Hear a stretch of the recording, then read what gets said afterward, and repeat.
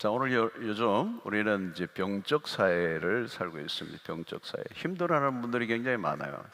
힘들어하는 분들이 많고 아픈 분들이 많고 또 특별히 마음이 아픈 사람들이 굉장히 많아요. 마음이 아픈 사람들. 자, 여러분, 마음이 아프다는 말은 다르게 표현하면 마음이 깨어졌다는 거예요. 마음이 broken, 깨어진 마음, 상한 마음, 그렇죠? 우리의 마음이 그렇습니다. 잘 깨어져요. 예, 우리 몸도 뭐 사실 굉장히 약한 거죠. 우리 인간은 굉장히 약합니다. 몸도 마음도 굉장히 약해요. 몸도 뭐 코로나19를 통해서도 알지만 잠시만 이렇게 살짝 와도 꼼짝 못 하잖아요. 요즘 감기 몸살, 바이러스 뭐 이런 게들 많은데 몸도 그렇고 마음이 그래요. 마음이 금방 깨지고요. 마음이 상하고요. 공항이나 이런 데 가면은 이렇게 짐들 가운데 그 깨어지기 쉬운 것들은 표시를 해놨어요. 취급주의하라고. 주의주의. 잘못하면 깨집니다. 이 안에 든 게 깨집니다. 이제 그런 표시가 있어요. 사실 우리가 그래요. 우리가 그 이렇게 갈고리 같은 거 이렇게 표를 해놨거든요. 취급주의하라고. 함부로 막 찍고 이러지 말고 던지지 말라고. 우리도 하나 붙이고 다니면 좋겠어요. 깨어지기 쉬움. 취급주의, 취급주의, 그죠? 그러니까 인간의 상태가 쉽게 깨어진다는 거예요. 쉽게 깨어지고 또 깨어지면 우리가 온전한 삶을 살지 못해요. 온전한 삶을 살지 못합니다. 특별히 우리 인간은 죄로 인해서 하나님의 형상이 깨어졌다는 거죠. 하나님의 형상이 깨어졌다. 죄로 인하여 깨어졌다. 여러분, 이 깨어진 하나님의 형상이 깨어졌다는 말은 정상이 아니다는 거예요. 우리가 정상적인 삶을 살 수 없다는 것입니다. 그 원인이 뭐냐? 죄의 힘이 그렇게 막강하다는 겁니다. 죄가 우리의 삶을 망가뜨리고 부러지게 하고 우리의 마음을 상하게 하고 또 쉽게 타락하게 만들고, 그렇죠? 망가지면 다시 돌이키기 어려워요, 사실은. 그래서 망가지면 망가진 채로 가는 겁니다. 죄의 힘이 우리를 지배하면 그 죄의 힘으로부터 그 죄의 지배로부터 우리가 벗어나기 어려워요. 일평생 그 죄가 우리를 지배하고 그 죄의 종로로 하고 죄의 노예가 되는 삶을 사는 거죠.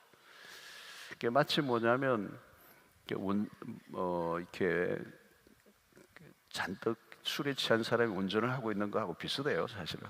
언제 사고가 날지 모르는 정상적인 운전을 할 수가 없는 상태예요.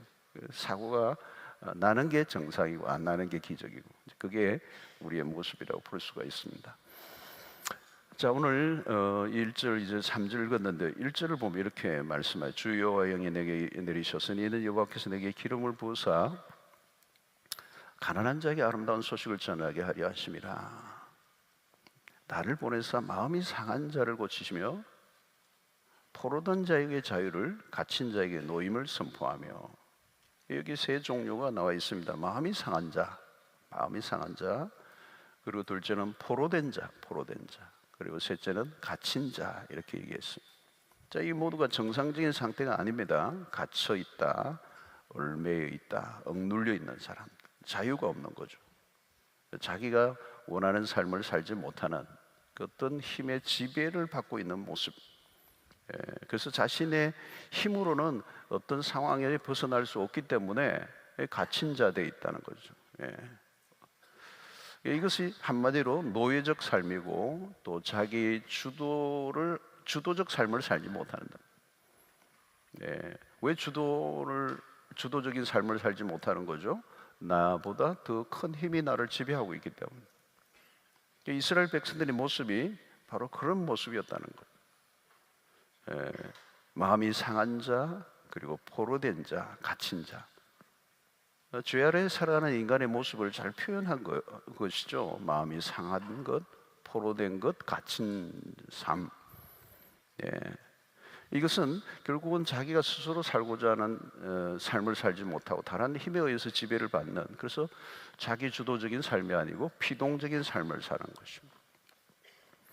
오늘도 여러분, 우리가 감옥에 직접 들어가지는 않지만 우리가 예를 들면 두려움이 찾아오면 두려움이라는 감옥 안으로 들어가는 거예요. 그죠? 두려움의 감옥 안으로 들어가고 그 두려움에 내가 갇혀 있는 것입니다. 염려와 근심이라는 감옥 안에 내가 들어가는 거. 내가 스스로 내가 묶여서 꼼짝을 못하는 거. 어떤 사람은 우울의 감정이 나를 이렇게 갇힌 자가 되게 하는 거예요. 그죠? 우울해지면 어떻습니까? 방문 걸어 잠그고 집 안에 갇혀 있는 거잖아요. 바깥에 사람도 안 만나고 나가지도 않고 갇힌 자 된 거예요. 갇힌 자 돼. 내 감정에 내가 포로가 되어 있는 거, 포로요. 오늘 이 이사야 61장 1절의 모습, 마음이 상한 자죠. 마음이 정상적으로 작동되지 않는 거예요. 마음이 깨어져 있다는 거예요. 그래서 여러분, 이런 어떤 경우에는 죄책감, 수치심, 때로는 열등감, 두려움, 이런 것들, 어두운 자상들, 그런 것들로 내가 사로잡혀 있어서 내가 스스로 노임을 받지 못하는, 자유가 없는 거죠. 자유를 잃어버린 삶이다. 자, 여러분, 하나님은 이제 그런 마음이 상한 자들을 고치시고 갇힌 자, 포로된 자를 이렇게 자유케 하시기 위해서 하나님의 당신의 아들 예수 그리스도를 보내셨다고 말씀하시는 것입니다. 자, 여러분, 오늘 또 우리의 특별히 마음이 상한 자, 어떤 사람입니까? 여러분, 마음의 병. 오늘날 여러분 가장 만연한 병이 정신적 질환이죠. 정신적 질환입니다. 중증들도 많아요. 중증에 걸려 있는 사람들도 많죠. 그래서 사실은 중증에 걸리면 약이 별로 안 통해요. 약이 잘 안 통해요. 그렇지만 중증은 아니지만 이 정신적인 문제를 다 가지고 있습니다. 여러분, 지금 우리가 다 여기 앉아 있는데 다 정상이 아니에요.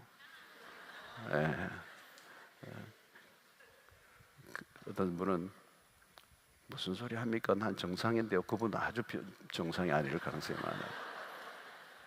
맞습니다. 이런 분은 건강하신 분이에요. 약간 괜찮아요. 경증 환자예요. 근데 화난 분은 지금 일단 병원에 가실 분이에요. 그러니까 여러분, 이 우울함이라는 게 우울증이 그렇잖아요. 우울한 감정이 자주 찾아오는 거예요. 그럼 우울증으로 가는 거예요.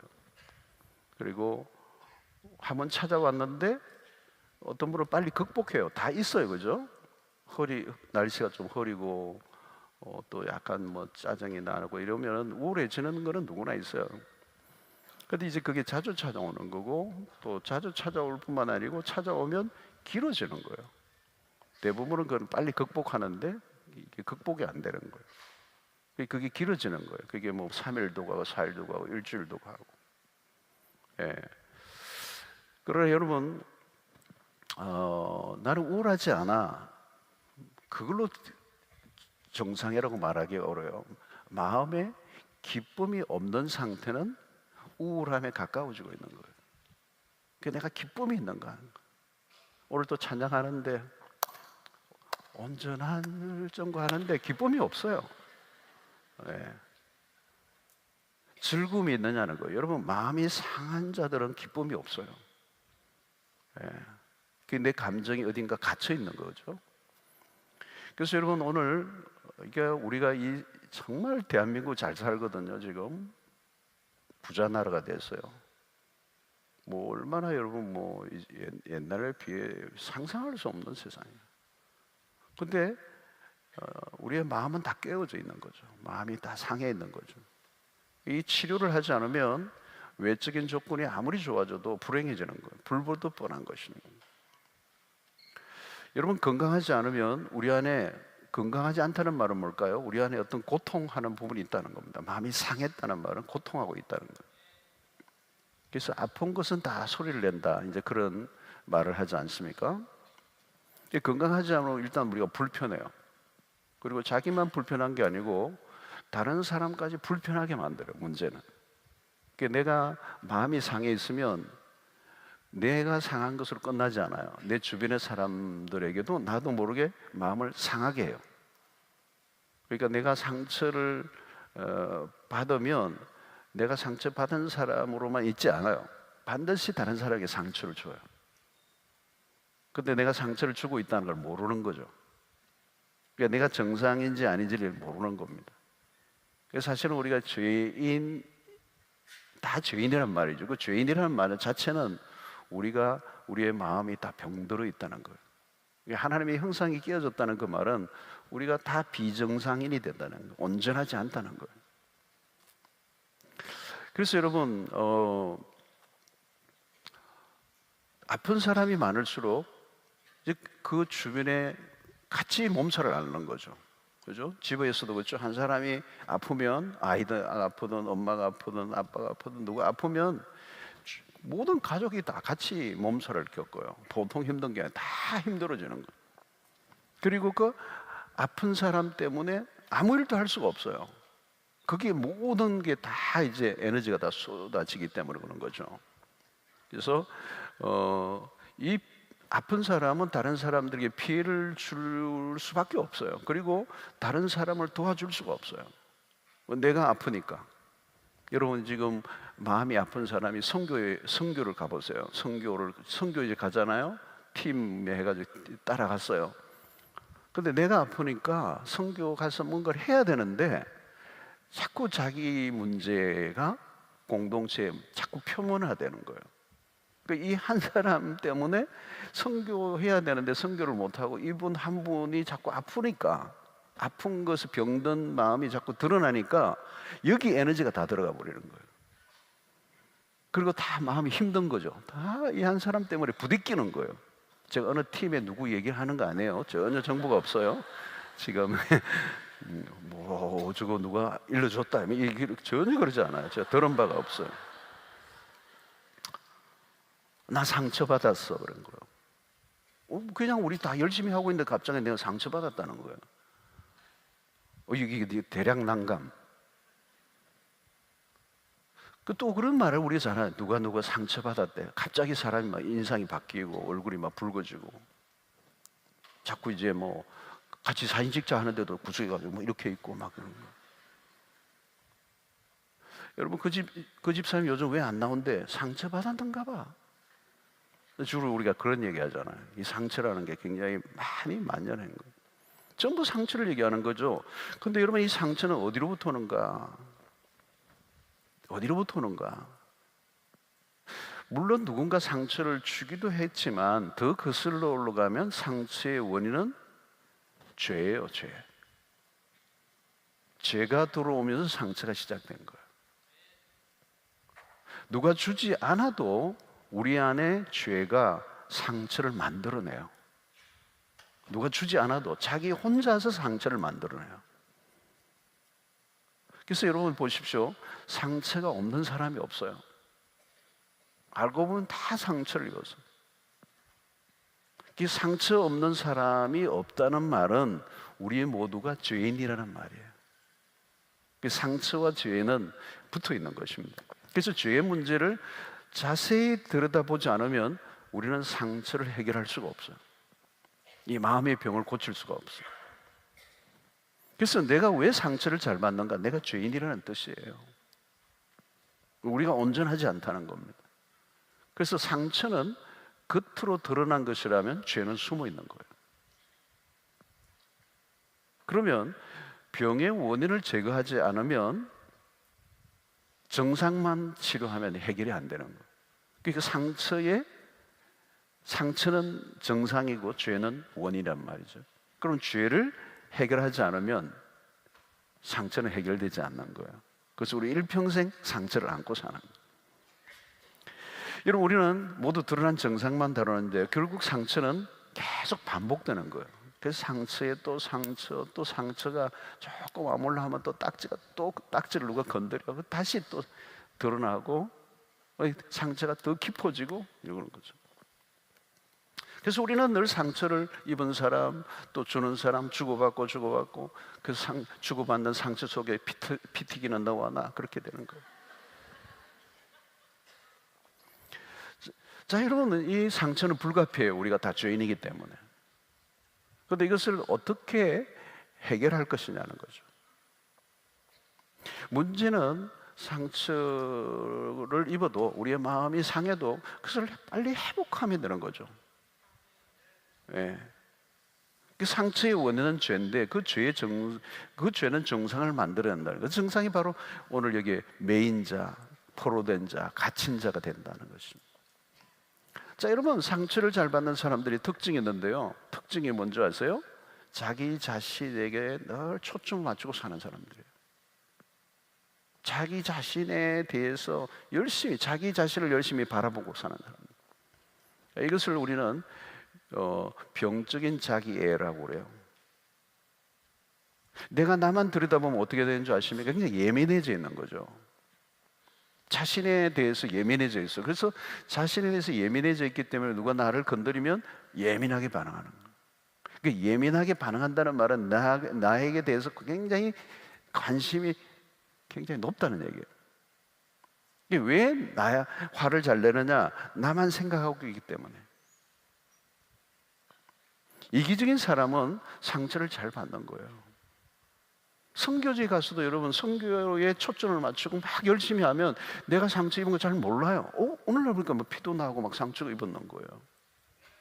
근데 자기 몸만 생각하는 이 사람은 약간만 스크래치 나도 누가 건드려서 이런 거죠. 자기 자신을 바라보는 것에 너무 집착하는 거죠. 그래서 피해의식이 살려고 있고 심하면 피해망상증에 걸리는 거죠. 피해의식이 강한 사람들이 그래요. 자기 자신에 대해서 너무 자기 자신만 돌보는. 묵상의 자료가 늘 자기 자신이에요. 성경을 봐도 항상 자기 중심적으로 보고 자기 묵상, 자기 몰두, 자기 세계에 지나치게 빠져 있는 거. 이런 사람들의 특징이 뭐죠? 자기 연민이에요. 나 같은 이 불쌍한 사람이 어디 있겠느냐는 거죠. 왜 나에게만 이런 일이 자꾸 생기지? 다른 사람들 다 그런 일이 생기거든요. 여러분, 엘리야가 왜 침체에 빠졌습니까? 그 시대의 악녀 이세벨의 한마디가 결정타를 매겨요. 그녀가 무슨 말을 할 거야? 너가 죽을 거라는 거야, 내일. 그러니까 이 이세벨이라는 한 여인이 한 너 죽어 이 한마디가 갑자기 자기의 가슴을 이제 이렇게 꽂은 거죠. 그러니까 엘리야가 그때부터 시선을 하나님에게서 자기 자신에게로 돌리는 거예요.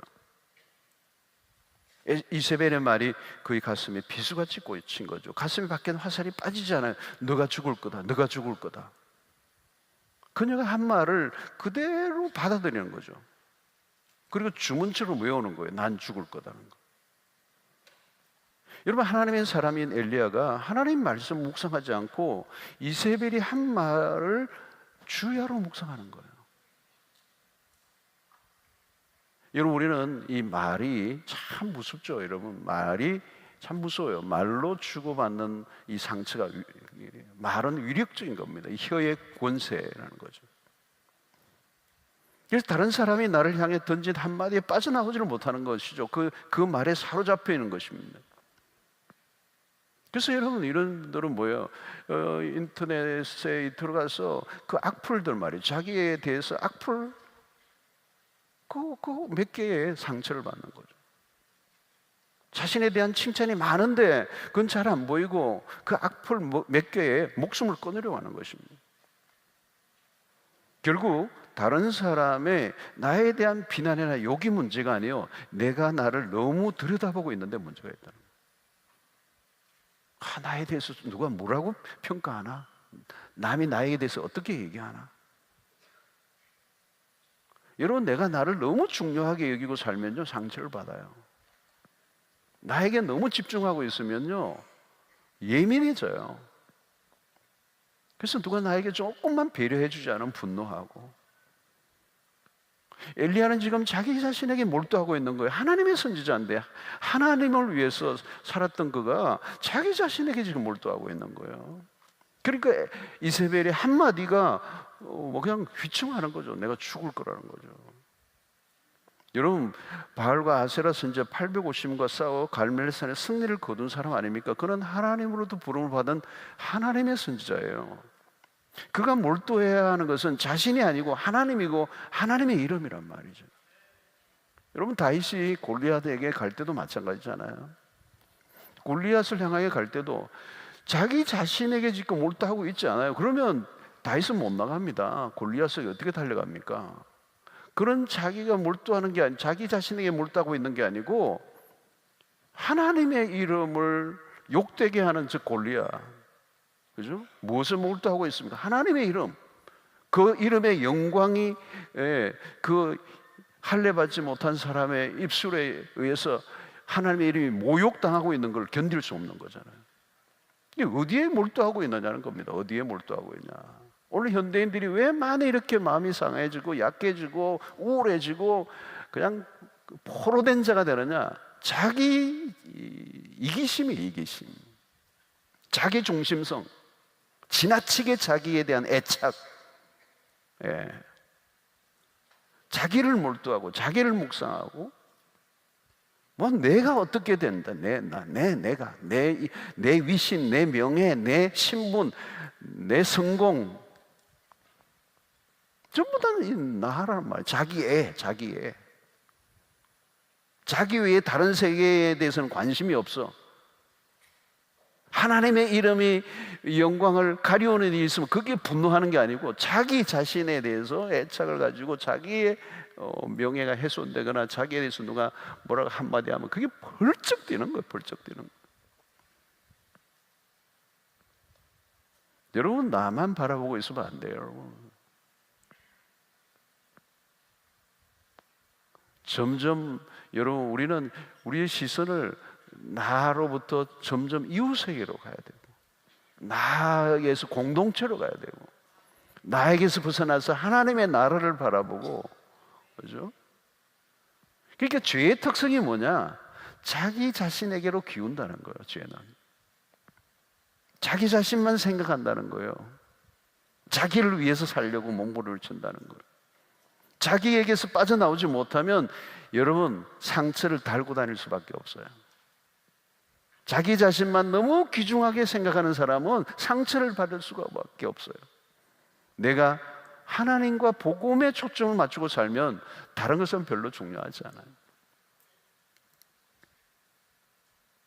우리 선교사님들 이번에 한 주간 선교 우리 부흥회를 했어요. 여러분, 선교사님들이 그렇잖아요. 여러분, 선교사님들 선교를 잘하시는 분들이요, 너무 행복도가 높아요. 네, 정말 선교하시는 분들이 행복 지수가 굉장히 높아요. 나 자신의 세계에서 빠져나와야 선교가 가능해요. 부르심에 내가 이 문화와 모든 언어가 다른 곳에 내 삶을 던지는 거죠. 하나님의 복음을 위해서 내 삶을 던지는 거죠. 내 개인의 삶의 것들에 관한 것들에 신분이나 모든 것들에 대해서 초점을 맞추면요, 어떻게 선교가 가능해요? 안 되잖아요, 여러분. 여러분 단기 선교 가는 것도 많거든요. 대가를 지불하고 시간을 바치고 물질을 바치고 가는 거잖아요. 여러분, 대가를 바치고 가는데 여러분 여기에 행복이 있는 거예요. 막 가면 어때요? 막 가서 또 열대 지방에 가서 새카맣게 타고 막 땀도 흘리고 목욕도 못 하고, 그런데도요, 여러분 보면 행복해가 오는 거예요. 거기 가면 막 돌봐야 되고 고생도 하고 오지까지 갔다 오고 그냥 에어컨이 어디 있어요, 여러분? 고생하잖아요, 여러분. 그리고 어떤 데는 물이 없으니까 이게 한 병 이렇게 그 생수병 하나 주가지고 그 물로 다 해결하라 그러면은 일단 다 해놓고 그냥 하는 얼마나 힘들어요. 머리 감을 수 없거든요, 여러분. 깨째째 하고 며칠 있지만 다 원주민 같아 보이고 이러잖아요. 근데 행복한 거예요. 얼굴에는 행복이 있는 거예요. 행복이 있는 거예요. 여기 집에서 있을 때 막 꾸미고 막 했을 때는 멋있긴 한데 우울한 거예요. 아무리 발라놔도 옆에 더 예쁜 친구가 나오고 말이죠. 아무리 잘 입고 나가도 유행에 자꾸 뒤떨어지고, 이 열받는 거. 나를 보니까 나는 이게 행복하지 않은 것 같잖아요. 여러분, 이기심에서 벗어나야 되는 거예요. 그 죄는 이기심이에요. 자기 중심성이에요. 자기를 너무 귀중하게 여겨. 그 병적 자기애, 건강한 자기애가 아니에요. 하나님 안에서, 복음 안에서 건강하게 회복된 자기 애는 여러분 그러지 않아요. 남하고 비교하지 않아요. 나 스스로 충분해요. 하나님 안에서, 그 복음 안에서 이렇게 받아들여진 나는 여러분 그 자체로 충분하거든요. 병적 자기애가 문제예요. 오늘날 자기 세계에 빠져 있는 거예요. 너무 자기를 귀중하게 여기는 거예요. 자기밖에 몰라. 그러면 상처받게 돼 있어요, 여러분. 누가 한마디만 해도 열받아요. 예. 죄의 특성이에요. 그게 상처를 받고 살 수밖에 없다는 거예요. 자, 둘째는 뭐예요, 여러분? 죄의 특성이 피해의식에 사로잡혀요. 내가 희생당했다고 믿고 사는 거예요. 이 희생자 증후군이라는 겁니다. 희생자 증후군. 이런 사람들의 특징이 뭐냐? 언제나 남 탓해요. 무엇 때문에, 누구 때문에 내가 불행하다는 거죠. 이 등식을 갖고 있어요. 이거는, 이 죄는 뭐냐? 지나치게 타인에게로 시선이 향해 있는 거예요. 이거는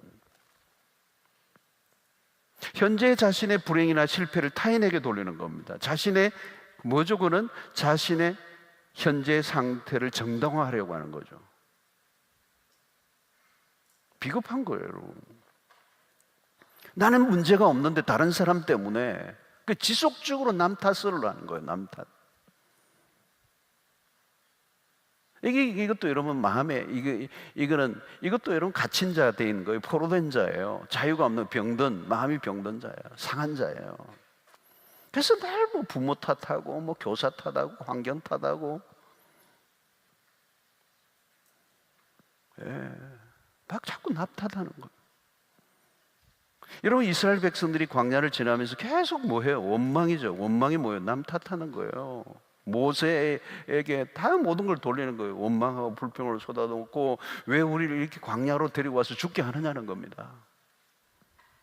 차라리 애굽에 살 때가 나았는데 오늘의 불행한 이유는 당신 때문이라는 거잖아요.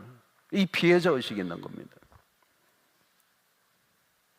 결혼할 때도 다 자기가 결정해놓고 막 밀어붙이고 결혼해놓고 나중에 부모가 왜 그때 그냥 뭐 강력하게 안 말려놓냐는 거예요. 참, 부모는 뭐 이래도 치이고 저래도 치여요. 그때 하지 말라 그랬거든.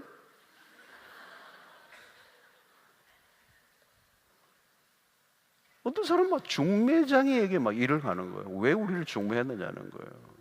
이게 자신의 불행을 다른 사람에게 돌리는 겁니다. 이러면 답이 없어요. 답이 없다고요. 여러분, 원망과 불평을 하는 사람들을 보십시오. 문제의 원인을 전적으로 제3자에게 돌려요. 자신은 빠져 있어요. 자신이 책임을 안 져. 인생에. 자신은 전적으로 피해자예요. 그러면 정상적인 삶을 살 수가 없어요. 원망과 불평으로 세월을 보낸 겁니다. 가슴에 분노가 있는 거, 분노. 여러분, 분노가 있는 사람들이 그 분노가 마음이 상한 거예요. 그런데 우리는 상황과 사건에 대해서 건강한 평가를 내리고 있는 상태가 아니라는 거죠, 그게. 그러면 여러분 어때요? 정상적인 인간관계를 맺을 수가 없어요. 누가 상처를 주는 게 아니에요. 자기가 자기에게 상처를 주며 살아가는 겁니다. 이게 죄인의 특성이라는 겁니다. 사실 남에게 상처를 주는 사람은 자기를 사랑하지 못하는, 진정한 자기, 건강한 자격이 없는 사람이죠. 그래서 타인을 거절하지만 사실은 자기 자신을 거절하고 있는 사람입니다. 여러분, 아담과 하와는 선악과를 따먹고 난 다음 남 탓하죠. 그죠? 아담 보십시오. 하나님에게까지 걸고 넘어집니다. 당신이 나에게 주어 함께 하게 한 그 여자가 나로 먹게 했다는 거예요. 와, 남자 이러면 안 되지. 자기가 책임을 져야지, 그죠? 아담은 하와만 끌어온 게 아니에요, 여러분. 그냥 하나님도 치고 하와도 치고 있는 거예요. 근데 이 하와가 당신이 준 여자지 않느냐는 거예요.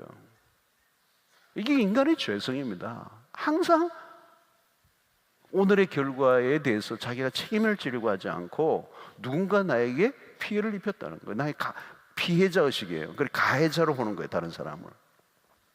그건 부모가 될 수도 있고 뭐 친구가 될 수도 있고. 와, 이건 정말 원망이 몸에 배어 있는 겁니다. 원망이 몸에 배어 있는 거예요. 그러면 어떻게 되죠? 고립되는 겁니다. 고립되는 거예요. 주변에 사람이 없어요. 누가 여러분 그 주변에 가겠어요, 여러분? 이따가는 내가 가해자가 될 텐데. 눈에 띄는 사람이 가해자가 될 수가 있어요. 그러니까 돕고 싶어도 도울 수가 없는 거죠. 아차하면 돌 맞으니까.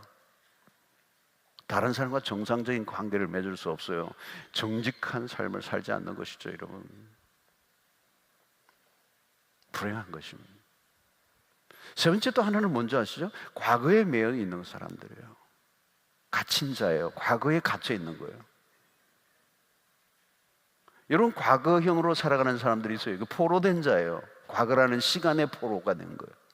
갇힌 자, 상처 입은 영혼의 특징입니다. 누구나 과거에 어떤 실패의 경험이 있죠. 그죠? 그게 끔찍하든지, 배신의 경험을 했든지, 시련의 경험을 했든지, 낙방의 경험을 했든지, 그런 게 있잖아요, 여러분.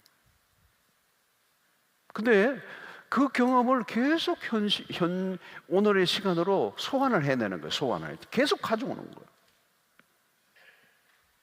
그리고 그 과거에 겪었던 아픔을 다시 계속 반복하는 거예요. 그 좌절과 절망을 계속 오늘의 시간에도 계속 반복하는 거예요.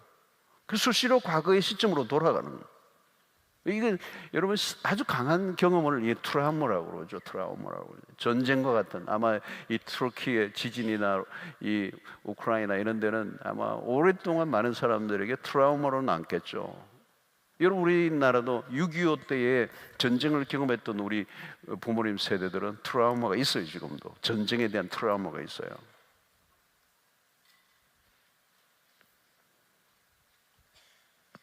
여러분, 늘 과거에 머물러 있는 사람들이 있는 거죠. 과거의 사건, 과거의 그 어떤 시간에 갇혀 있는 겁니다. 그래서 과거에 일어난 일들의 어떤 장소, 그 사람, 어떤 사람은 그 명단을 다 들고 있는 거죠. 그리고 과거의 사건들에 대한 비상한 기억력을 갖고 있는 것입니다. 여러분, 상처가 많은 사람들의 특징입니다. 결국 공통점은 과거의 문제로부터 헤어나오지 못한다는 거예요. 상처를 계속 끄집어내는 겁니다. 상처 속에서 나오는 진물을 늘 핥으며 사는 거죠. 그래서 영적으로, 관계적으로, 정서적으로 계속적으로 오늘 자유로움을 누리지 못하는 것입니다. 그러나 여러분, 건강한 사람은 어때요? 그 과거에서 빨리 빠져나오는 겁니다. 지워버리는 거죠. 좋은 기억력을 복원하고 좋지 않은 경험을 잊는 거예요. 이 대표적인 사람이 누구예요? 요셉이에요. 요셉. 그런 과거 형들로부터 받은 상처들을 오랫동안 간직하고 있지 않았어요. 만약에 요셉이 과거에 그 형들로부터 받았던 그 상처를 간직하고 상처 속에 살았다면 그런 애굽의 총리가 될 수 없었어요. 아마 잡범이 되었을지 몰라요. 아마 굉장히 그의 인생은 굴곡진 그런 역기능적 삶의 반복을 살았을 가능성이 높아요. 근데 여러분, 그가 총리가 되어서 형들을 만났을 때의 그의 모습을 보세요.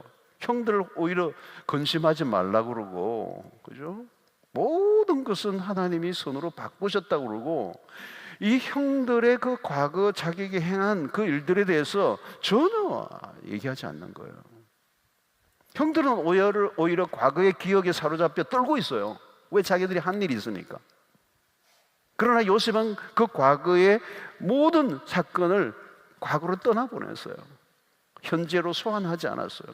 그런 과거에라는 과목에 갇혀 세월을 보내지 않았다는 거예요. 왜 그럴 수 있어요? 그는 하나님에게 주목한 거죠. 하나님은 그것을 손으로 바꾸신다. 그 보이지 않는 하나님의 손길을 본 것입니다. 아마 그때는 로마서 8장 28절이 요셉은 몰랐을 텐데, 하나님을 사랑한 자, 그 뜻대로 부르심을 자들은 모든 것이 합력하여 선을 이루신다. 이 아름다운 형과 재해를, 아름다운 죄를 할 수 있고 해피엔딩을 가져온 것은 이 과거라고 하는 사건에 머물러 있지 않고 그 안에 포로가 되어 있지 않다는 거예요. 여러분, 이 밤에 여러분들이 과거에 아픈 경험들이 있다면 오늘 이 밤에 하나님의 은혜로 그것을 다시 덮으시고 하나님이 우리를 선으로 바꾸어 주시는 그 놀라운 하나님의 손길에 초점을 맞추고 그 과거를 떠나보내셔야 돼요. 자, 그러면 여러분, 우리가 이 것들을 치료하는 길이 뭐냐? 그 길은 십자가예요. 광야에서 이스라엘 백성들이 불뱀에 물려 죽어갔어요. 그때 하나님의 처방은 장대에 높이 달린 놋뱀을 쳐다보며 살게 했어요. 근데 여러분, 놀랍게도 많은 사람들은 그냥 죽어가는 거예요. 놋뱀만 쳐다보기만 하면 되는데 그걸 쳐다보지 않고 죽는 거예요. 여러분, 하나님의 처방은 아주 심플해요. 단순해요. 여러분, 복음이 어렵지 않아요.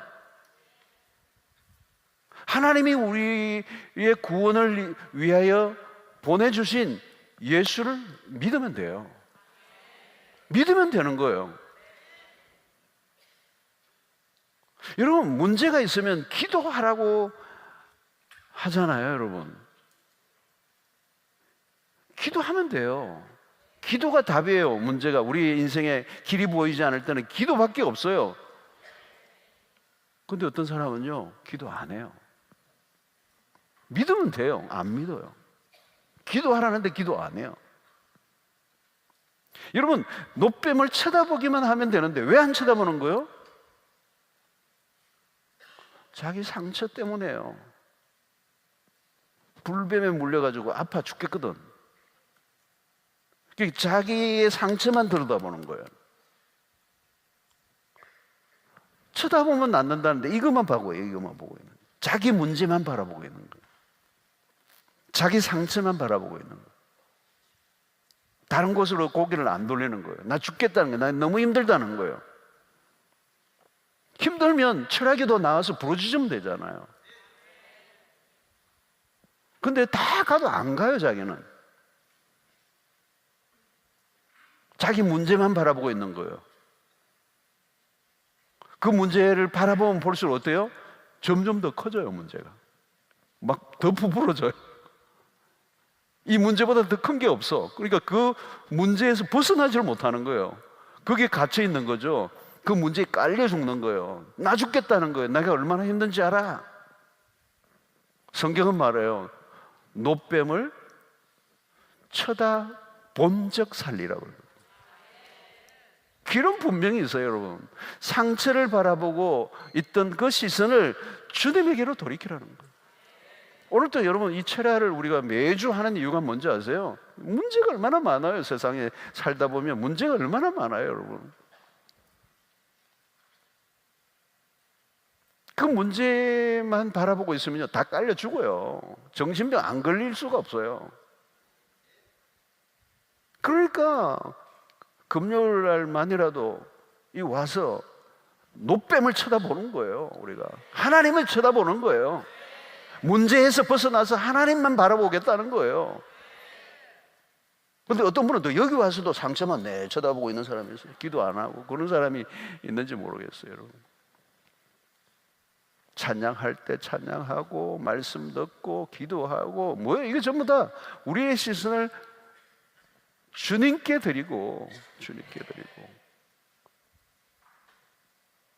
놋뱀이 무엇을 상징하는 겁니까, 여러분? 쳐다본 적 살리. 이 놋뱀을 보라는 건 뭡니까? 이게 십자가예요, 십자가. 십자가의 모형이에요. 놋뱀. 상처만 바라보고 앉아있지 말라는 거예요. 아플수록 그리스도를 바라보라는 거예요. 그리스도의 십자가를 바라보라는 거예요. 나를 위하여 죽으시고 나의 모든 연약함을 대신 지신 그 그리스도의 십자가를 바라보면, 내 상처에서 십자가로 시선을 옮기면 산다는 겁니다. 십자가는 능력이 있습니다, 여러분. 십자가는 우리의 모든 어두운 과거로부터 빠져나오게 만든다는 거예요. 모든 상처를 싸매어 준다는 겁니다. 여러분, 지금 뭘 바라보고 있느냐의 싸움이에요. 예배는요, 예배를 우리가 드리는 이유는 하나님에게 시선을 옮기는 거예요. 자기의 상처, 자기의 아픔, 자기의 그 실패, 자기의 과거, 자기 자신, 병든 자기 자신, 그 바라보고 있는 것에서 그리스도에게로 시선을 옮기고 그리스도를 묵상하고 그리스도의 십자가 앞에 나아갈 때 기적이 일어나고 죽었던 영혼이 살아나는 역사가 있게 되는 거예요. 이 상처의 회복에 매우 중요한 것은 하나님과의 간격을 좁히는 것입니다. 하나님과 친밀해지는 겁니다. 하나님과 멀어지면 멀어질수록 우리는 상처는 더 깊어지는 것입니다. 신앙생활이라는 딴 게 아니에요. 하나님과의 간격을 조절하는 것입니다. 멀어지면 어둠이고 가까워질수록 우리는 빛 속으로 들어가는 것입니다. 여러분, 다윗이 나단 선지자의 그 지적 앞에 정직한 고백을 하죠. 내가 죄를 지었습니다. 다윗이 회복으로 가는 길의 핵심이 뭐냐? 죄의 문제 앞에서 정직해지는 거예요. 결국 우리의 죄의 문제라는 거예요. 죄의 문제. 그래서 시편 51편 10절을 보면 하나님이여 내 속에 정한 마음을 창조하시고 내 안에 정직한 영을 새롭게 하소서 그랬어요. 작은 거짓말이라도 버려라는 거죠. 진실함으로 하나님 앞에 나아가라는 겁니다. 하나님 앞에 자신을 정직하게 드러내는 용기를 가지라는 거예요. 하나님, 내가 죄를 지었습니다. 내 안에 아직도 처리되지 않은 탐욕이 있습니다. 내 안에 시기와 질투와 미움이 있습니다. 이 정직한 고백이 있어야 한다는 거죠. 그것이 우리가 하나님과의 관계를 가까이 하게 하고 하나님과 친밀한 관계 안으로 들어갈수록 우리에게 어둠이 멀어져요. 어둠이 사라져가는, 하나님 앞에 가까이 갈수록 우리 안에 어둠이 사라지는, 그것이 죄에 대한 고백이라는 거예요. 하나님 앞에 어떤 죄도 감추지 않고 솔직하게 고백할 때 우리는 우리에게서 어둠이 떠나가고 빛이 임하는 것입니다.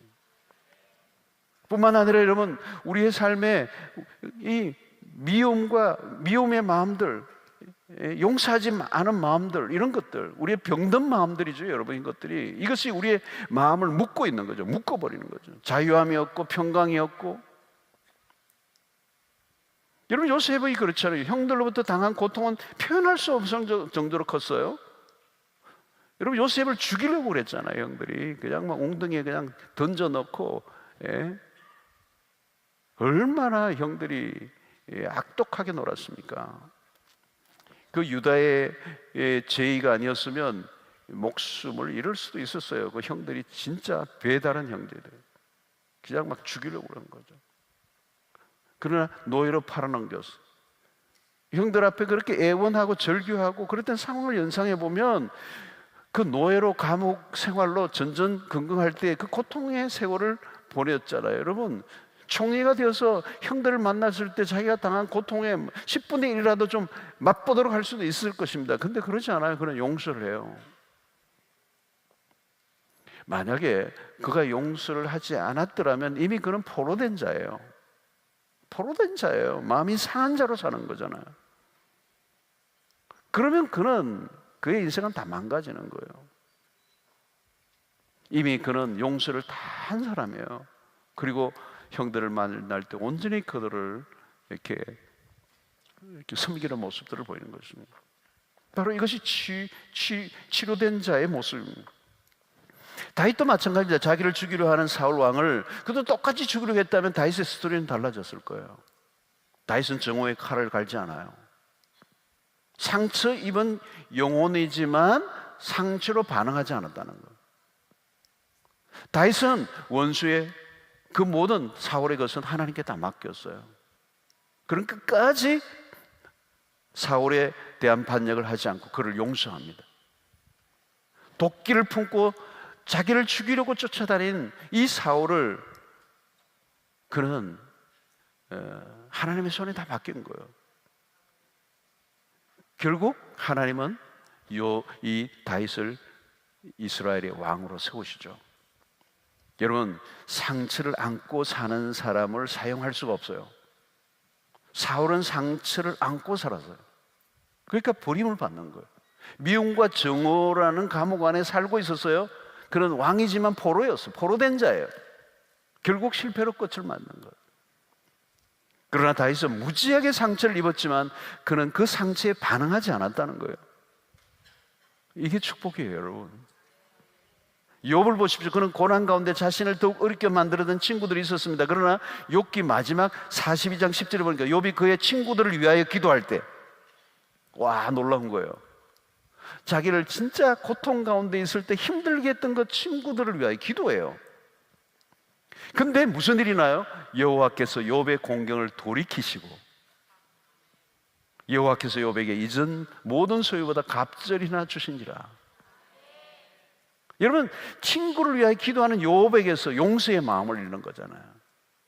무지막지하게 환난을 겪으며 상처를 입을 대로 입었어요. 여러분, 힘들 때요, 누가 말로 상처 준 거는요 굉장히 오래 가요. 다 메모해놔요. 메모. 일을 간다고. 근데 용서를 하잖아요. 그 친구들을 위해 기도하는 거예요. 거기서 기적이 일어나는 거예요. 그러니까 이 말은 뭡니까? 여러분, 욥이 그 친구들로 인한 상처를 극복한 거예요. 상처에 반응하지 않았다는 거예요.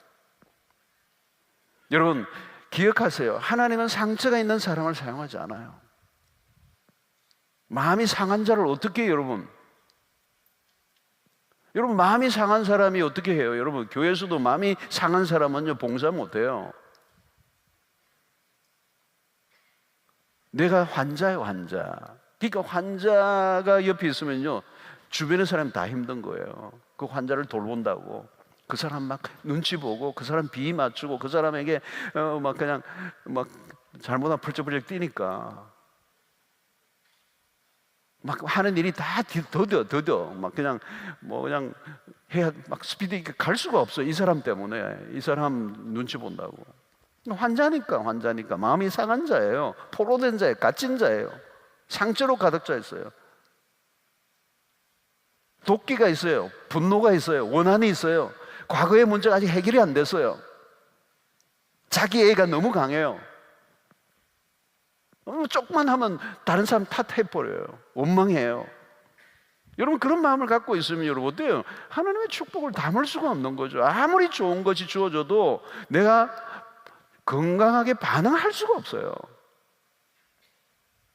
그게 묶여 있어요. 그러니까 자기의 마음이 묶여 있으니까 포로된 자이니까 인간관계가 다 묶이는 거잖아요, 여러분. 이게 푸는 게 뭐예요? 사랑이요, 용서요. 그죠? 자, 여러분 오늘 3절을 보십시오. 무릇 시온에서 슬퍼하는 자에게 화관을 주어 그 죄를 대신하여 기쁨의 기름으로 그 슬픔을 대신하며 찬송의 옷으로 그 근심을 대신하시고. 멋있는 말씀이겠습니다. 그들이 의의 나무 곧 여호와께서 심으신 그 영광을 나타낼 자라 일컬음을 받게 하려 하심이라. 회복이 일어난 거죠. 회복이 일어난 겁니다. 특징이 뭐예요, 여러분? 여기에 보니까 슬퍼하는 자에게 화관을 준다는, 화관을 세우시는 거예요. 꽃으로 화관, 멋있는. 그 죄를 대신하여 기쁨의 기름으로 그 슬픔을 대신하며 찬송의 옷으로 그 근심을 대신하게 하십니다. 기쁨이죠, 여러분. 기쁨. 그 과거의 아픔 기억에서 노임을 받는 거죠. 자기라는 감옥에서 빠져나오면서 기쁨이 나는 기쁨. 여러분, 감옥에서 나온 사람들의 얼굴이 뭐예요? 기쁨이죠, 기쁨. 감옥 생활을 안 해봐가지고 잘 모르시죠, 여러분? 에? 혹시 여러분 감옥 갔다 오시면 여기 손 들어. 저도 감옥에 여러 번 다녔어요. 예배 인도하러 갔어요. 완전히 무기수들 있는 감방 안쪽 들어가가지고 문 몇 개 열고 들어가가지고 있는데 이제 아주 무기수들만 모여 있는데 그거는 뭐 밖에 나올 수도 없고 안에 내가 들어가서 이제 예배를 인도해야 되니까 제가 감옥 자주 다닌 사람이에요. 근데 이거는 형을 받고 여러분 무기징역으로 갇혀 있던 사람이 나올 때 얼마나 기쁘겠어요, 여러분. 오늘 그거예요, 여러분. 죄를 뒤집어 쓰는 것이 아니라 화관을 쓰는 거예요. 화관을 쓰는 거예요. 그 죄를 뒤집어 썼다는 것은 가장 애통하는 모습이잖아요. 그런데 예수 그리스도를 만나고 복음이 우리에게 임할 때 우리가 그 하나님의 치료하심을 통하여 회복될 때 과거의 아픈 기억이 다 생각이 안 나. 좋은 기억만 나. 여러분 진짜 복음을 만나면요, 옛날에 나에게 상처를 줬던 사람들로 인하여 내가 더 이상 그 과민한 반응이 일어나지 않아요. 그를 축복하는 마음이 생겨요. 과거에서 완전히 벗어나는 거예요.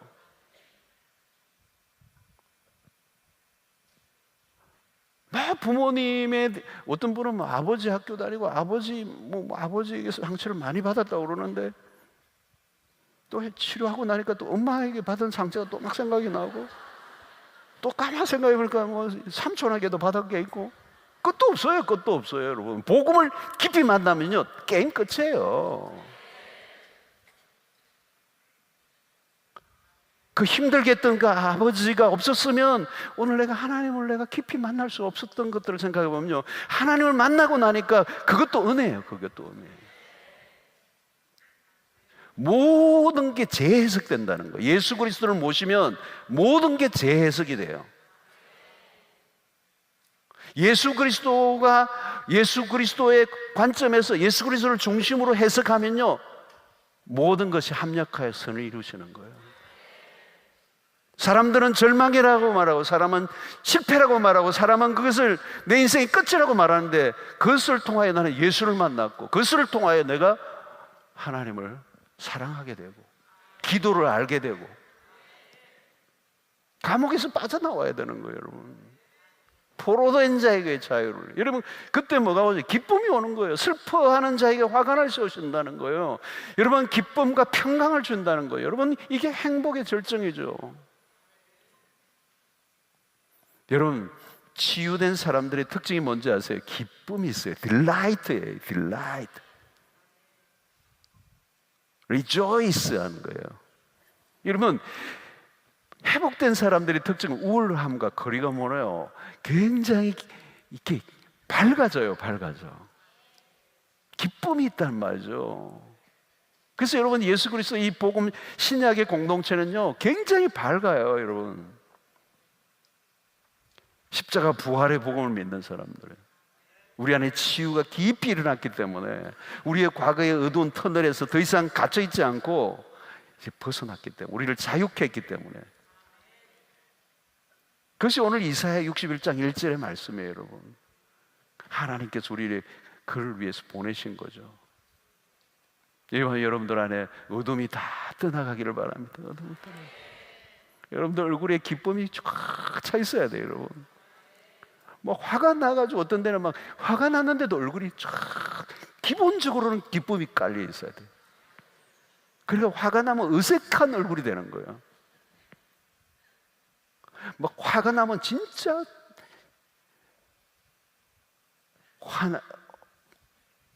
완벽하게 화난 얼굴이 되면 안 돼요, 여러분. 표현이 됐는지 모르겠지만 미소가 아름다운 사람이 돼야 돼요. 예수 오래 믿었는데 얼굴이 화나지 않으면 안 돼요. 그건 복음이 아니에요.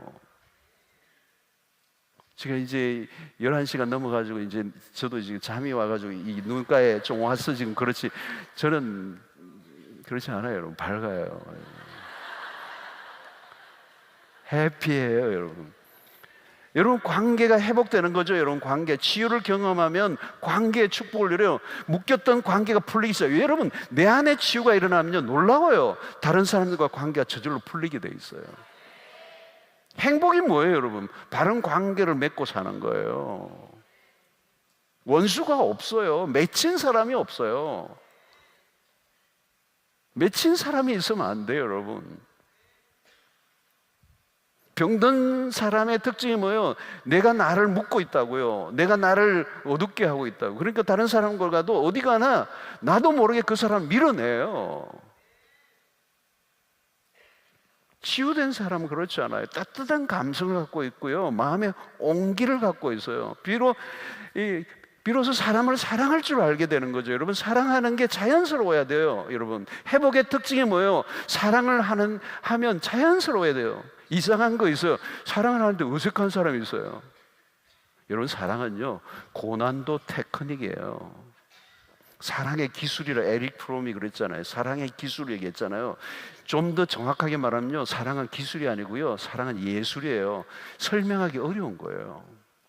그러니까 아무나 할 수 있는 게 아니에요. 그것은 완전히 복음 안에서 치유가 된 사람들, 치유와 회복이 일어난 사람들, 그런 사람들은요 이제 미워하기 어려워요. 사람을 미워하기 어려워요. 무슨 말인지 이해가 되세요, 여러분? 미움의 감정이 잘 안 일어나요. 사랑이 너무 편한 거예요. 사랑이 너무 자연스러운 거예요. 그런데 이전에는 한번 맺히면 안 풀려요. 일평생 원수가 있어요. 그런데 복음 안에 들어오면 그게 안 돼요. 왜? 십자가가 우리를 완벽하게 용서를 해주셨기 때문에. 예전에는 말을 하면 칼이 있어. 칼이 있고 남을 정죄하고 판단하고, 예? 갈구고 공구고 걸고, 뭐 노래도 그런 거 있던데, 뭐 태클을 걸지 마, 뭐 그런 거 있대요.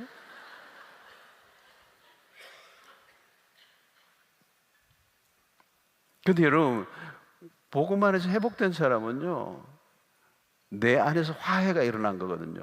그 화해는 하나님과의 화해고, 하나님과의 화해는 내 안에 화해를 일으키고, 그 화해는 결국은 다른 사람과의 화해로 이어질 수밖에 없어요. 이거는 분리되어 있는 게 아니에요. 하나님과 온전한 화해가 일어나는, 복음이 우리를 그렇게 만들었잖아요. 그러면 그 복음으로 화해된 우리는 이제 내 안에 이제 평안이 일어난 거예요. 그래서 그 평안이 다른 사람과 관계를 하는데, 내가 뭐 평화를 만들려고 만든 게 아니고, 내 안에 평화가, 하나님과 맺었던 그 화해가 다른 사람과의 관계 속에 그냥 자연스럽게 흘러나오는 거예요.